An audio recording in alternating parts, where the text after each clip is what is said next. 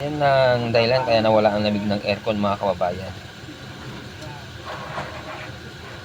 Kaya wag ugaliin na magpakarga ng preyon pag humina ang lamig. Kailangan umpisa pa lang panat nyo na.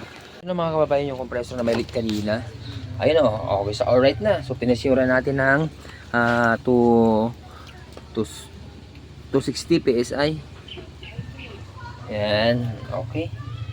Ayun lang, ni-repair lang to, okay na. Pag nawala yung lamig ng aircon, huwag ugaliin na magpapakarga. Ito, kagaya ito, nawala, nagpakarga si boss. 3 days lang boss, no? 3 days na wala. O pag ganun ang gagawin nyo, magpakarga kayo, may possible na masira sa compressor natin. Kaya ito tips, pag umina ang lamig ng aircon, kailangan pahanap nyo na agad yung problem. Huwag ugaliin na magpapakarga kayo ng preyon para hindi masira si compressor. Okay, so ito, yun, agapan naman natin. Yun, ubusan lang ng langis, lagyan natin ng langis. So hindi pa siya nag-black oil. Okay, condition natin to. Si boss, ito sa adventure ni boss. Yan si boss, taga ano pa, boss. Shout out boss. Taga saan ba tayo? Valenzuela, shout out Ayun, taga Valenzuela. Yung isa, taga Dagupan.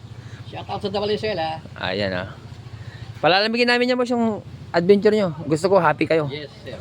Ayun kailangan happy yung mga customer natin. Masarap magpagawa rito. Puntahan nyo na, dayuhin nyo na. Ayun Paano nyo nalaman itong pwesto namin boss? Diyan sa Facebook mo, sa YouTube. Thank you Lord kay social media talaga kay Facebook at saka kay YouTube. Hindi makakilala kung wala siya. Ayun, kaya una nagpapasalamat din sa taas. Ayun, dahil siya ang kasangkapan tayo na magawa natin yung mga Kaya nakilala ko si John Pangasinan. Ayun aircon mechanic. Thank you Lord. Thank you Lord. Mataba ang utak. Ayan Ayan, palamigin natin to kay boss. Condition natin. Boss, palamigin natin yan Yes, sir. Yes, sir. Okay, watch this.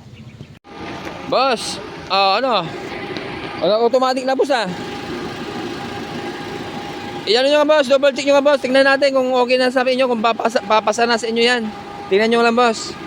Ayan si boss, ito yung ni-repair natin pero sabi compressor na yung sira no. Pero ito, nigawa natin ang banan. Ayos na, tulog na yung driver. Nakatulog na. Nakatulog na sa lamig. Ayun Ay, okay na sabi ni boss. So ibig sabihin malamig na. Boss, ayos. Confirm. Thank you. So hindi compressor, di ba? Nagawa natin ng paraan gusto papalitan. Papalitan daw, hindi naman pala. So dito nagawa natin ng paraan boss. Dinala ko rito para masubukan natin kung ano talaga magiging status ng sira. Ano naman? Okay sa ore na. Happy na boss, happy. Happy. Yun ang gusto ko boss, yung happy yung mga customer natin. Ang sarap sa kalooban pag happy yung mga customer natin. Correct. Thank you Lord. Kaya kayo, pumunta na kayo rito. Magawa nyo na, huwag kayo magsapalaran dyan. Kung may problema, dali nyo na kagad para malaman kung ano sira. Tuturuan kayo. Tuturo sa atin kung ano dapat gawin.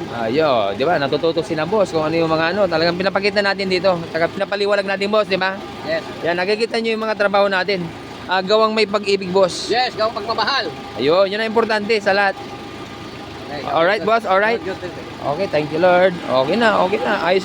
Malamig na. Ayun, okay na rin yun. Yung trailblazer. Okay. Thank you Lord. Ayos.